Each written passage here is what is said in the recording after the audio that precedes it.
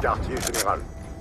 Sécuriser les objectifs. Hello les gens, c'est Omega et aujourd'hui on se retrouve sur BO2, sur carrière, en QG, avec la Scorpion Evo, charge en handicap silencieux. Alors on est avec Waze, pardon. Hello les gens. Alors aujourd'hui c'est son anniversaire. Et oui, je suis tellement de bonne humeur là. Alors, on va commencer par un petit sujet.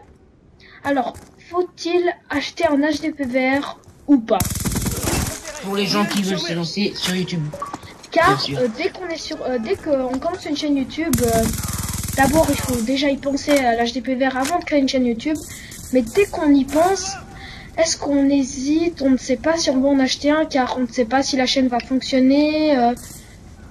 Et puis quand même, je pense pas que vous êtes pauvre, mais il faut quand même mettre de l'argent. Et puis si la chaîne ne fonctionne pas, vous perdez un peu d'argent si vous êtes malheureux, si vous en avez marre, si ça fonctionne pas. Alors Fabrizio, qu'est-ce que tu ferais? Bah moi, tout d'abord, je vais préciser si c'est par rapport au PC ou par rapport à l'Xbox ou la PlayStation 3. Bah d'abord pour PC, je trouve que si vous avez un bon PC, c'est un peu inutile. Vous arrivez à craquer Fraps facilement sur YouTube. Vous avez franchement tout ce qu'il vous faut. Vous n'avez pas vraiment besoin de l'HDPVR.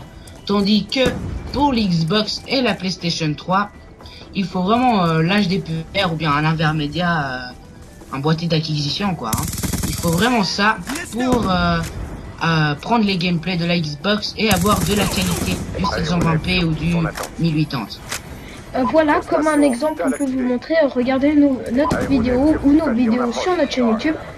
Ils sont en HD. Alors vous voyez, la qualité est super bonne. Alors si vous regardez cette vidéo et vous hésitez à créer une chaîne, on vous a donné ce qu'on pense de ça. Alors maintenant, en passant dans cette partie, je vais faire quand même un assez beau carnage avec la DAV et le Tsar. Alors vous verrez. Alors maintenant, on va parler d'un autre sujet. Est-ce que vous préférez le transit ou la survie? Alors moi, ce que je pense, c'est que le transit, c'est plutôt, on rigole avec les potes, on va en chat, on fait vraiment délire comme ça. Et puis vraiment la survie, c'est, on essaie d'aller plus loin, essayer de battre un record. Moi, c'est ce que je pense de ces deux modes en zombie, que j'adore les deux. Alors Fab, que préfères-tu comme mode? Alors moi, franchement, les deux sont à égalité parce que franchement le transit, comme tu dis toi, est vraiment en strip avec les potes, on est en groupe de chat, et vraiment la survie, elle est toujours avec les amis en groupe de chat, mais c'est sérieux, on parle pas trop, on essaie d'aller franchement à la maximum de la manche et on se concentre vraiment au maximum pour ne pas mourir. C'est clair. Et juste en passant, je débloque mon ADAV et mon Lotsar. Alors, voilà, on va parler de quelque chose qui concerne notre chaîne YouTube, que ça va vous expliquer. Voilà, alors j'ai une petite question pour vous les abonnés, et vous pourrez écrire ça dans les commentaires. Est-ce que vous préférez qu'on commente franchement sérieux, ou bien franchement on commente comme si on parlait avec notre ami, comme ça, cool quoi. Vous pourrez écrire tout ça dans le commentaire et on va vous répondre. Ouais, comme dit Fab, vous le mettez ça en commentaire, on regardera, car on est vraiment présent sur notre chaîne, parce qu'on vraiment, c'est vraiment dans cette aventure, on peut dire, et vraiment ça, on est vraiment content de faire des vidéos sur YouTube. Alors, on va parler d'un autre sujet, comment mettre une arme en or pour débloquer le camouflage d'amour. Alors sujet, je l'aime bien car comme vous l'avez vu au début de gameplay et à la fin, j'ai des armes en diamant. Alors j'ai pris quand même du temps à les mettre, il faut du temps de jeu. Mais j'ai une technique pour monter mes headshots. Alors pour augmenter mes headshots, j'ai utilisé deux viseurs. Le viseur laser, le viseur réflexe pour BO2 et le viseur ODTEC. Alors, moi, mon avis, je conseille le viseur EDTEC, mais si vous préférez avec le viseur laser, c'est vous qui choisissez. Alors, je vais vous expliquer pourquoi. Parce qu'on pourrait mettre un viseur comme ça pour le fun. Alors, il faudrait pas mettre un silencieux parce que ça va baisser le recul. Pourquoi? Parce que grâce au viseur EDTEC, ça fera monter le recul de l'arme, pas trop ni pas assez, pour que le viseur monte directement sur la tête et que ça vous fasse x100 ou x4 vos headshots par partie. Alors moi j'ai testé ça et je trouve que c'est vraiment valorisant pour vous. Alors Fab, comme je t'avais montré cette technique et tu l'avais essayé, est-ce qu'elle t'a plu? Alors, j'ai essayé le viseur A2TS, j'ai pas du tout essayé le viseur réflexe, mais le viseur A2TS est vraiment bien. Steve, ce que dit est vraiment cool, parce que ça a augmenté franchement de x4, x5. Je n'arrivais pas du tout à faire les headshots, et maintenant ça rentre comme du beurre, franchement. Ouais. Alors moi c'est ce qui m'est arrivé. Et pour vous dire quelque chose, moi je galérais vraiment à l'MP7 pour faire les headshots, c'était vraiment grave, j'en ne faisais presque aucune par partie, ça m'arrivait. Et après j'ai cherché et j'ai trouvé cette solution. Et voilà, comme vous le voyez, maintenant j'ai mes armes en diamant, je suis vraiment content. Et maintenant je vais essayer de monter des autres armes en or pour après les débloquer en diamant. Alors parlons d'un sujet, ça dépend le mode du jeu. De mode de jeu, c'est les classes. Alors on va comparer ça de BO2 à MW3 car c'est l'ancien Call of. Alors comment préférez-vous les classes? Moi pour dire les classes BO2 sont plus personnalisables.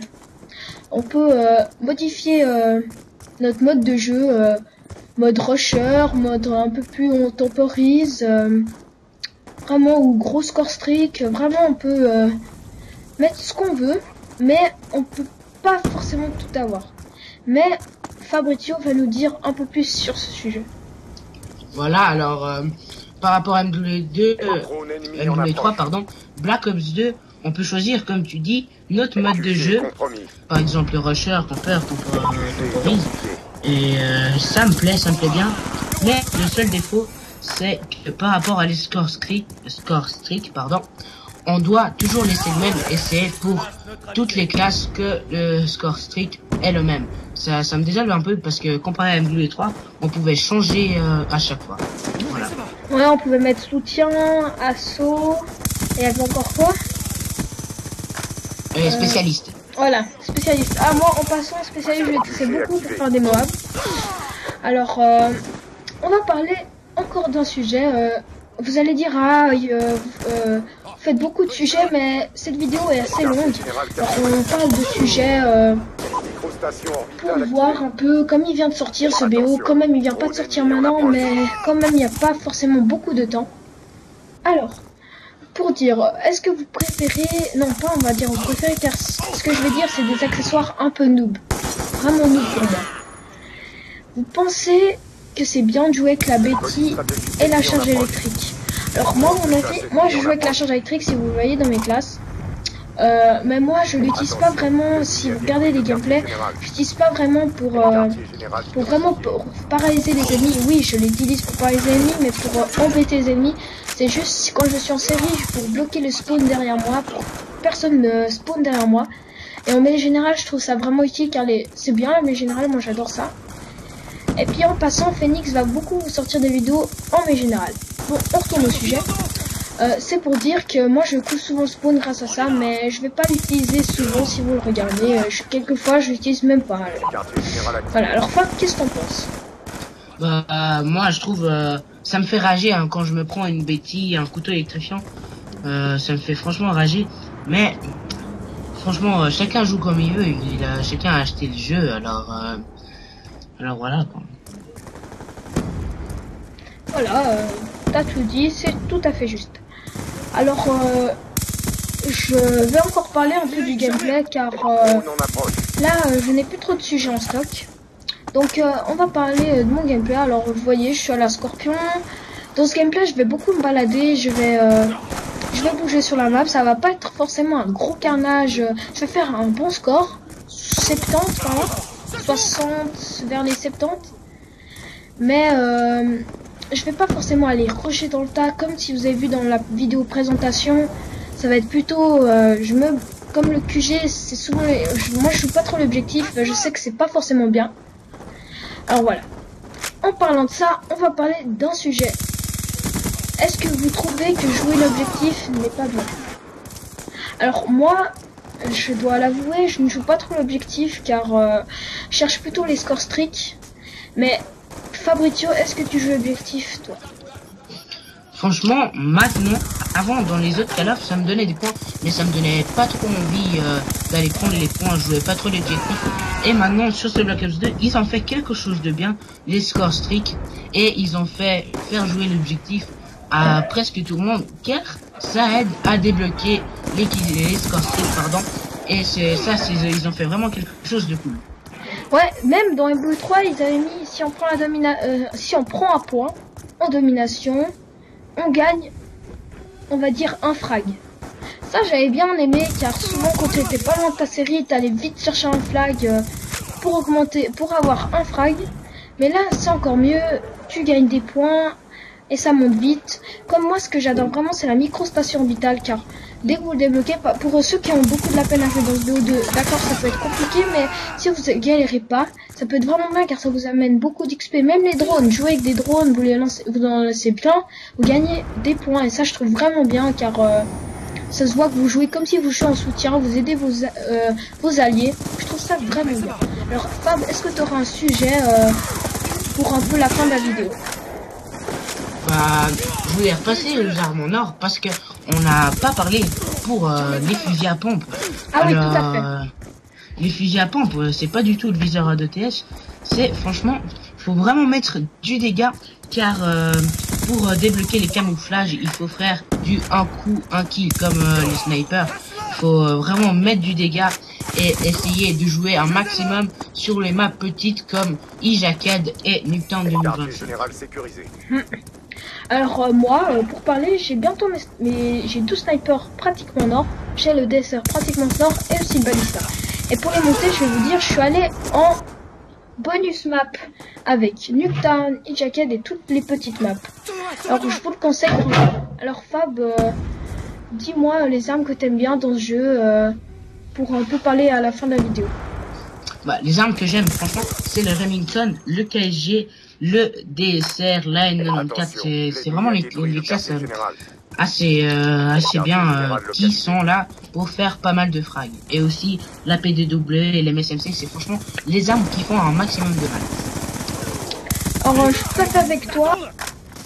Pardon, je suis tout à fait d'accord avec toi. Mais moi ce que j'aime bien c'est les fusils d'assaut, surtout la N94 car elle va très facilement. Alors Fab, donne-moi les points communs et les défauts, pardon, pas les points communs, les avantages et les défauts de cette arme. Bah, au tout début, franchement, vous allez penser que l'arme n'est pas très bonne, ou elle va saouler un peu, mais en jouant avec, en débloquant le silencieux, en mettant la poignée, l'arme peut être une vraie délice, comme on peut en dire. Ça, on peut vraiment faire du carnage avec cette arme et on peut prendre du bonheur. Alors, je suis tout à fait d'accord avec toi. Moi, pour dire, j'ai fait un prestige, si tu te rappelles, Fabrizio, juste pour débloquer cette arme, car chaque fois, je prenais une autre arme sur le moment. Mais un jour, je l'ai pris, et puis au tout début, je galérais avec, car je ne sais pas, je n'arrivais pas à faire des gros scores avec. Après, un jour, j'ai vu une vidéo de Gotaga, c'est un youtubeur connu, qui faisait une bombe nucléaire sur ce BO2 avec la N4 silencieux. Alors tout d'un coup j'ai dit allez on va le tester et j'ai essayé et ça m'a donné un immense plaisir car je faisais des gros scores. Et peut-être vous allez dire jouer avec un fusil d'assaut sur Nuketown c'est un peu bête, mais vraiment j'ai essayé de jouer avec la N4 sur Nuketown et j'ai fait vraiment un carnage. Alors Fab, pour les mots de la fin, explique-moi les parties que t'aimes bien, les modes, mais pas trop long. Bah, les modes, le bonus, Nuketown, j'adore ça, avec le fusil à pompe, c'est vraiment excellent. Et sinon, de la domination, ça va très bien, c'est le mode qui est le plus utilisé en ce moment. Ouais, ok. Alors juste dans cette vidéo, vous voyez sur la fin, je joue beaucoup le QG, mais je vais me faire tuer car vraiment c'était dur de prendre le QG à cet endroit-là. Alors voilà, je finis, la partie va se terminer, on gagne largement 200 à 15. Voilà, j'espère que cette vidéo vous aura vraiment plu, qu'on a bien parlé, même si on a eu quelques bégaiements de fautes de texte, pardon, mais j'espère que cette vidéo vous aura plu. Alors À plus, c'était Omega avec Waze. Ciao, ciao.